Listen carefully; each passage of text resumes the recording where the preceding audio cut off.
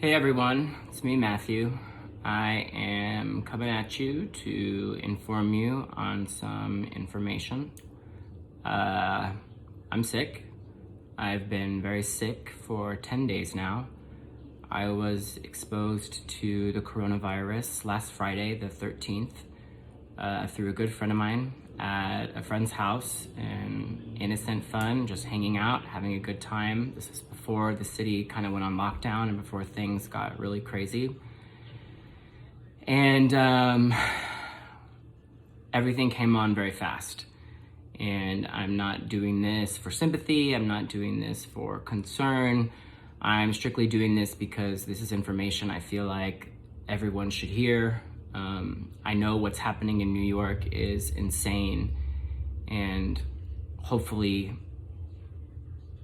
going to get better at some point, but I'm very concerned for what goes on in the rest of the country, especially in the Midwest and the West Coast, where I have many family and friends that I care so much about, and I'm very worried for.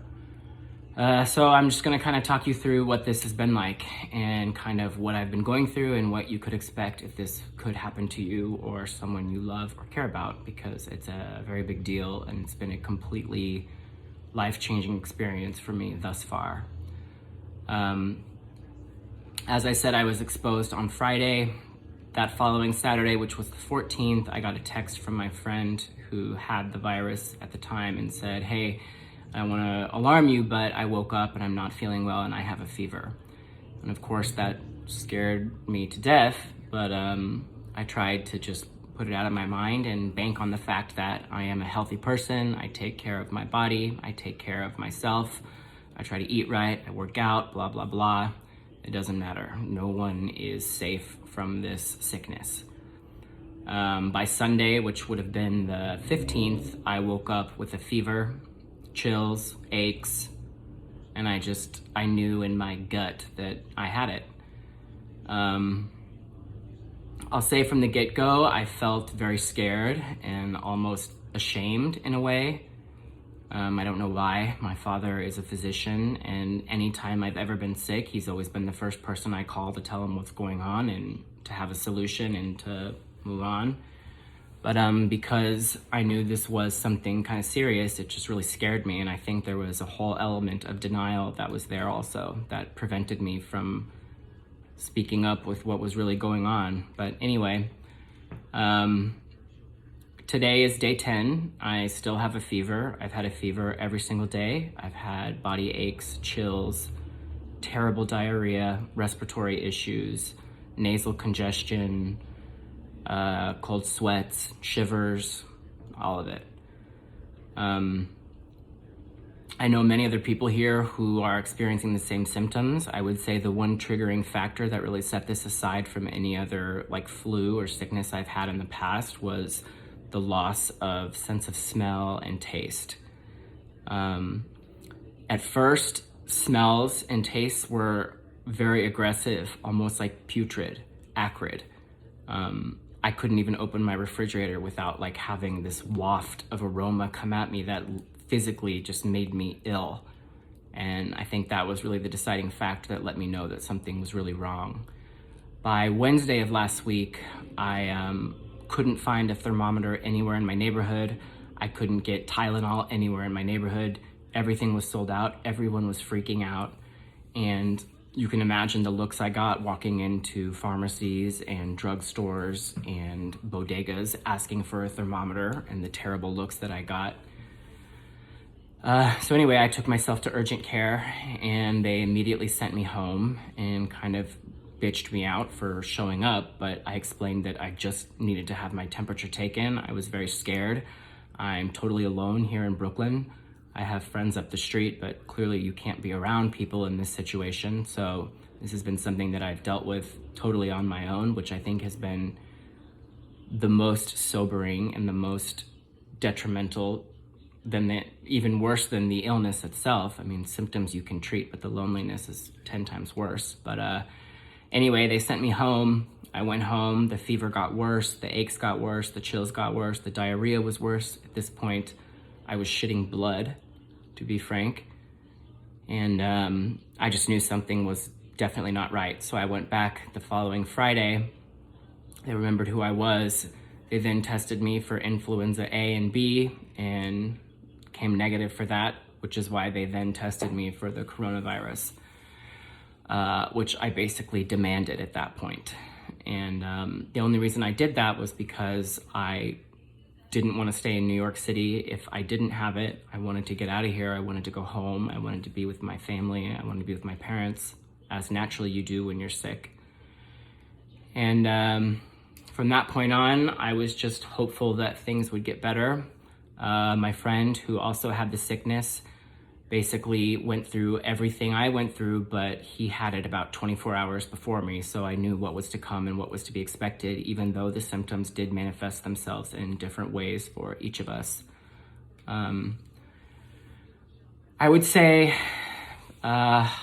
today I woke up and I was hopeful that I was getting better. His fever has since broken, and I did wake up without a fever today, but I just took my temperature about an hour ago and my fever is back. And my aches are back, and the chills come back and forth, just like most of these symptoms do. The one thing I will say is, as I mentioned maybe before, I feel like New York has been about a week ahead of what's going on in the rest of this country, and that's only from what I know from talking to my family and my friends in the Midwest. Take this very seriously. This is not anything I would wish upon anyone. Well, maybe a couple. But I'm very lucky that I have an incredible family. I've got great friends who have been checking up on me, even friends who I haven't talked to in a while, who've been so concerned, who've been so wonderful and so supportive. So to you, my family, and my friends who've been there for me through this time, you know who you are. Thank you so much for that. You have no idea how much it means, especially being here by myself and trying to get through this. If you experience any of those symptoms, especially the one that affects your sense of smell and your sense of taste, assume you have it, even if that's the only symptoms you have, because I've talked to a few people here in the city who've experienced not much else besides the fact that they can't smell or taste, or even their sense of smell and taste is kind of weird. Let it be known you probably have this, and that doesn't mean you need to race out to your doctor because they're going to tell you to stay home and save the tests for those who are a bit more compromised in their health who might need it. But just know that this is very serious. It's the worst experience I've probably been through in my entire life at 38 years. I am hopeful that I am getting better. As I mentioned, this is day 10, so I know that I'm on the mend. I truly feel like my body does not belong to me at this point. It belongs to this virus. It has taken over every organ in my body, from my skin to my stomach to my nose to my chest. Last Sunday was probably the scariest day that I had, where my breathing became compromised, and I truly called my parents, not knowing what I should do, because I literally thought I was going to die, and I didn't know how I was going to get to a hospital. I knew an Uber wouldn't take me. I'm in New York City, so I don't have a car. I couldn't walk there, and I was terrified to call an ambulance because I was scared they wouldn't let me come back into my building if my neighbors found out how sick I was. So my message to everyone out there is, please take this seriously. Check in on your loved ones, check in on your friends, especially those that are by themselves during this time. Stay inside. Don't go outside. Don't go to the park. Don't do play dates. Don't do any of that shit. Stay home. Take this seriously, and know that this is nothing you want to deal with, especially if you are immunocompromised in any way, shape, or form, or you live in a home with elderly people. Just know that this is not fun. This has been a life-changing experience.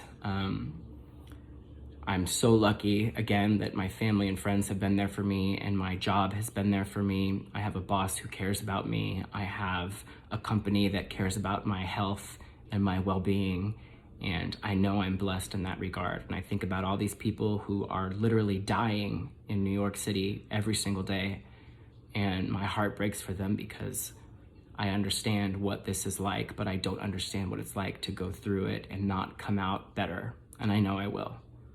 So please take this seriously. I'm sorry this was so long. I'm sorry it's redundant, but I can't say it enough. Stay inside, focus on your health, and trust that this is just a virus from hell. And I really, truly hope everyone stays safe and stays inside, and we just move through this. Love you all. Again, thank you to my family and friends and my work colleagues and everyone who's been there to support me through this. And Godspeed.